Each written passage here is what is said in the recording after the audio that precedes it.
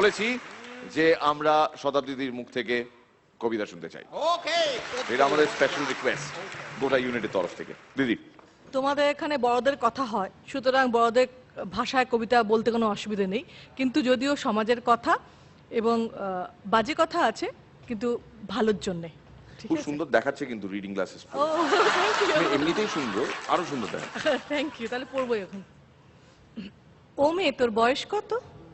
কি জানি গো, মা থাকলে বলে দিত।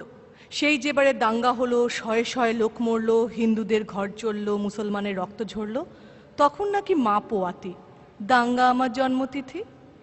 ও মেয়ে, তোর বাবা কোথায়? মা বলেছে গরিবদের বাবা হারায়। কেউ তো বলে বাপটা আমার হারামি ছিল, মায়ের জীবন নষ্ট করে অন্য গায়ে ঘর বাঁধল। মা বলতো শিবের দয়ায় তোকে পেলাম, শিবকেই তাই বাপ ডাকলাম। ও মেয়ে, তোর প্রেমিক আছে? ছেলেরা ঘোরে ধারে কাছে। প্রেমিক কি গো?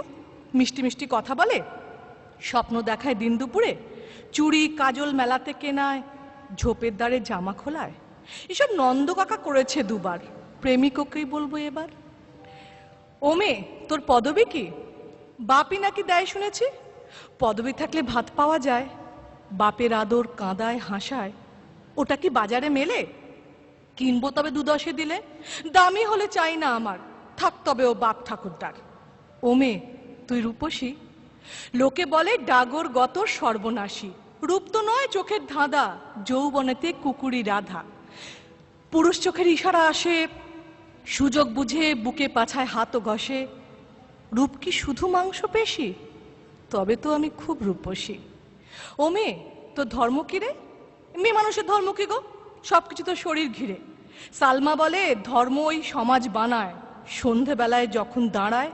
কেউ তো বলে না হিন্দু নাকি, সবাই বলে কতই যাবি। বিছানা নাকি ধর্ম মেলায়, শরীর যখন শরীর খেলায়।